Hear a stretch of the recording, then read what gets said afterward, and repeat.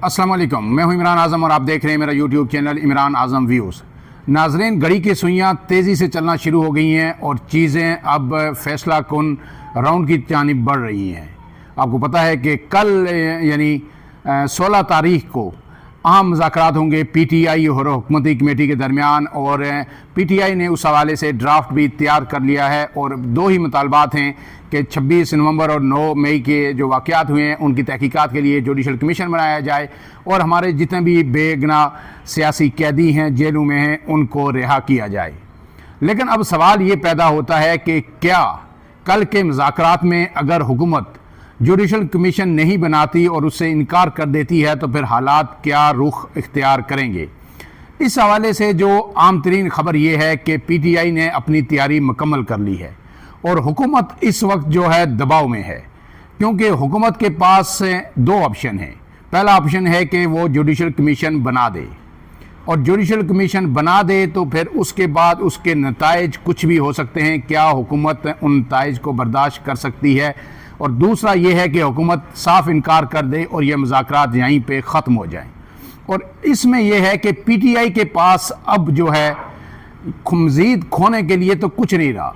जो चीज़ें शुरू हुई थी मार्च 2022 के बाद, जब इमरान खान के ख़िलाफ़ अदम एतमाद आई, फिर उसके बाद 1.5 साल की हुकूमत आई, फिर उसके बाद इलेक्शन हुए। इलेक्शन में पीटीआई ने जिस तरह की कारकर्दगी का मुजाहरा किया, फिर पीटीआई की क़ियादत इमरान खान समेत जेलों के अंदर गई। जो कुछ हो सकता था पीटीआई के साथ वो हो चुका, अब इससे ज़्यादा कुछ नहीं हो सकता। इमरान खान 8 केसेस में बरी हो चुके हैं और अब एक आखिरी केस जिसको एक तलवार बना के इमरान खान को डराने की कोशिश की जा रही है वो है 190 मिलियन पाउंड, और कहा जा रहा है कि उसका फैसला आएगा तो पता नहीं क्या हो जाएगा। तो इमरान खान इस हवाले से इंतहाई कॉन्फिडेंट हैं। उनका बार बार यही कहना है कि जल्द से जल्द इसका फैसला सुनाया जाए ताकि ये केस भी लोगों के सामने आ सके, क्योंकि उस केस की जुजियात के हवाले से हम बहुत दफ़ा बात कर चुके हैं कि मलक रियाज जो अहम तरीन इसमें मुल्ज़िम थे, उन्हें तो किसी ने पूछा ही नहीं, ट्रायल ही नहीं किया गया। अगर शफाफ ट्रायल होता तो उन्हें इंटरपोल के ज़रिए भी गिरफ्तार करवा के पाकिस्तान लाया जा सकता था। एनसीए ने उनकी जो 190 मिलियन पाउंड थे वो जब्त किए, फिर वो सुप्रीम कोर्ट के अकाउंट में आए। सुप्रीम कोर्ट के अकाउंट में 4 साल तक वो पड़े रहे और उसके बाद फिर स्टेट बैंक के अकाउंट में चले गए। तो फिर ऐसे में इमरान खान के और बुशरा बीबी पर बराह रास्त करप्शन का या माली फ़वाइद लेने का कोई भी इल्ज़ाम साबित नहीं हो सका। अल-कादर यूनिवर्सिटी बनी तो वो ग्राउंड पे मौजूद है, लोग बच्चे उसमें पढ़ रहे हैं, तो फिर ऐसे में ये केस इंतहाई कमज़ोर है। ऐसे में कानूनी माहिरीन ये कह रहे हैं कि जो बार बार इसका फैसला डिले किया जा रहा है, 3 दफ़ा आज तक कोई केस ऐसी नज़ीर कम ही मिलती है कि फैसले डिले किए गए हों, तो उसके बाद जो है ये केस को मज़ीद कमज़ोर बना देता है। और जब ये हाई कोर्ट में जाएगा तो उसमें ये हाई कोर्ट इसको उड़ा के रख देगी।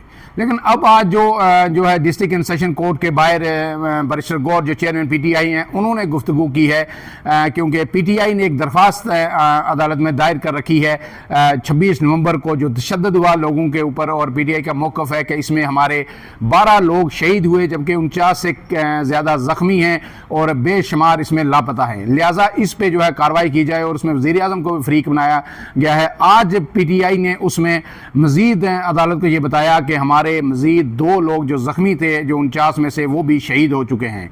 और उसके बाद फिर बैरिस्टर गौर ने मीडिया गुफ्तगू में ये कहा है कि कल मुज़ाकरात होंगे और ये फैसला कुन मुज़ाकरात हैं, और अगर हुकूमत ने संजीदगी का मुज़ाहिरा किया तो इसमें से अच्छी खबर आ सकती है। अब सवाल ये है कि अगर हुकूमत ये जुडिशल कमीशन बनाती है तो फिर क्या होगा? फिर दूसरा मरला आएगा कि इसका सरबरा कौन होगा। पीटीआई का मुतालबा ये है कि जो गैर जानिबदार कोई हाज़िर सर्विस जज हैं उनको इसका सरबरा बनाया जाए।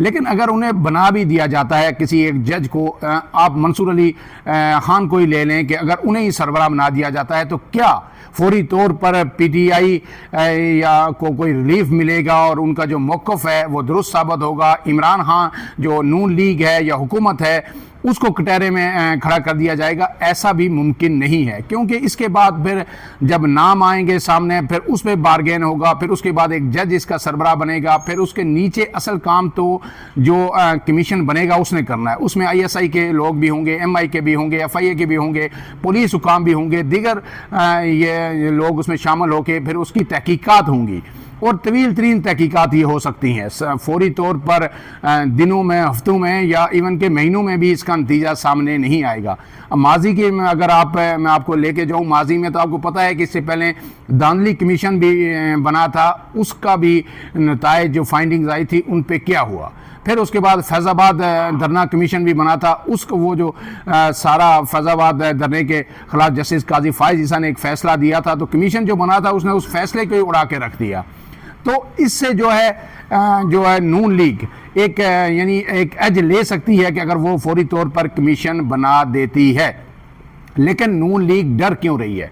नून लीग डर इसलिए रही है, अभी तक जो बयानात जो नून लीग की तरफ से आ रहे हैं वो यही शो कर रहे हैं कि अगर फ़र्ज़ किया ये कमीशन बना दिया जाता है और जो जिस तरह के हवाओं का रुख अब तब्दील हो रहा है, तो किसी भी वक्त यही कमीशन जो है उनके गले का फंदा बन सकता है और उसमें इनको मरूद इल्ज़ाम ठहराया जा सकता है। और कमीशन जब कमीशन को कहीं और से फिर हदायत आएंगी तो वो फाइंडिंग्स ये भी दे सकता है कि जनाब जो कुछ किया वज़ीर आज़म ने किया, वज़ीर दाखिला भी उस वक्त वादा माफ गवाह बन जाएंगे और उन्हें वो कहेंगे कि जी मैंने बिल्कुल ये किया, मैंने ऑपरेशन किया, लेकिन वज़ीर आज़म की हदायत थी, वज़ीर आज़म ने कहा था 3 घंटे के अंदर इनको डिस्पर्स करना है, तो मैंने ये जो है सारे इक़दाम किए। तो ये नून लीग इसमें फंस सकती है।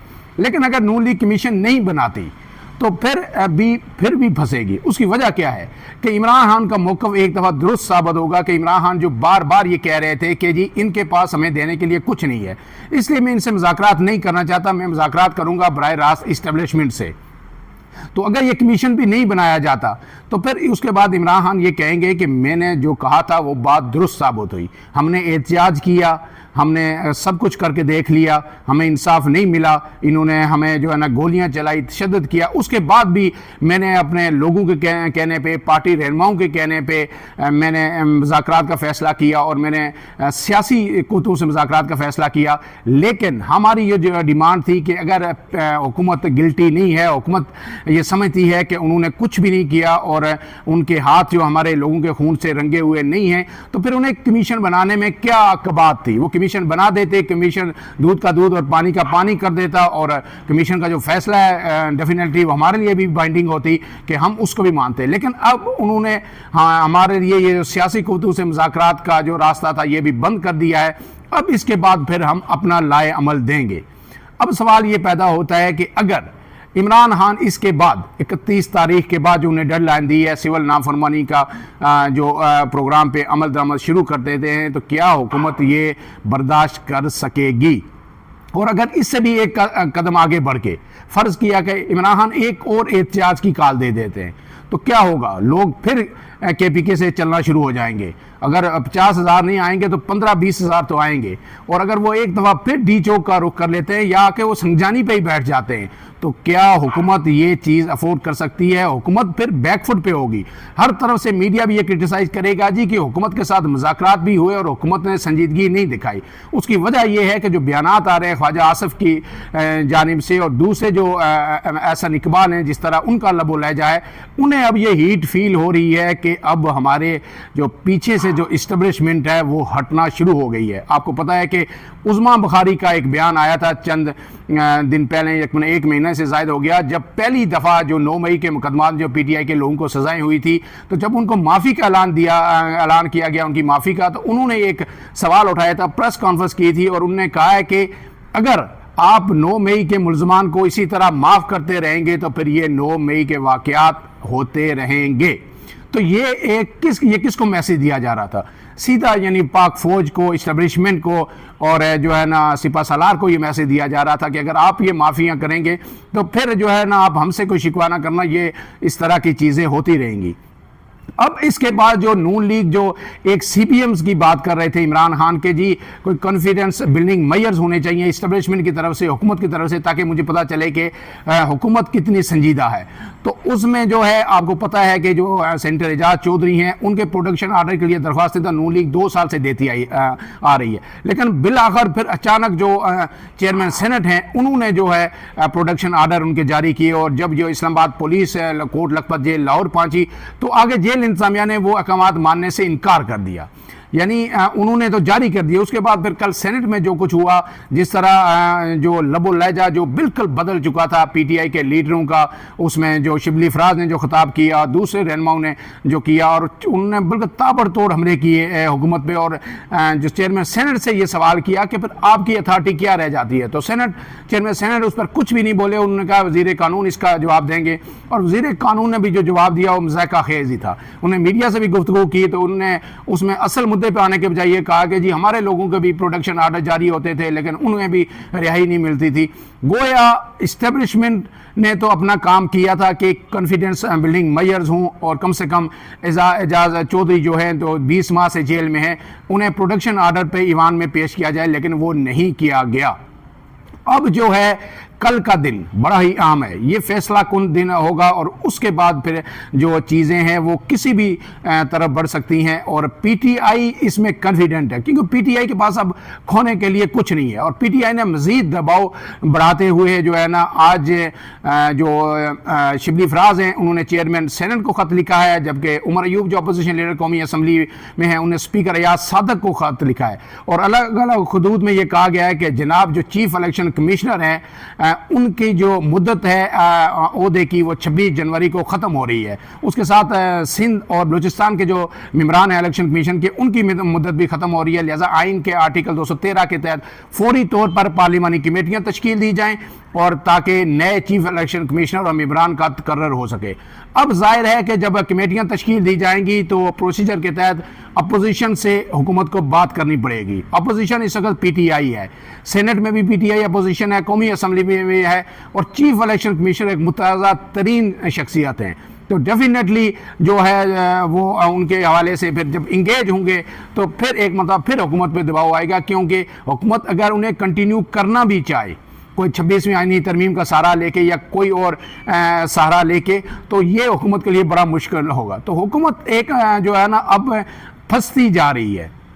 ऐसे में जो सवालात जो आ रहे हैं, जो कानूनी माहिरीन भी कह रहे हैं और सियासी तजियाकार भी कह रहे हैं कि अब पीटीआई जो है फ्रंट फुट पर आके खेलेगी, मुज़ाकरात पसे पर्दा चल रहे हैं, और हमने बार बार आपको बताया कि ये मुज़ाकरात इनकी अहमियत कुछ नहीं है, ये सिंबॉलिक हैं।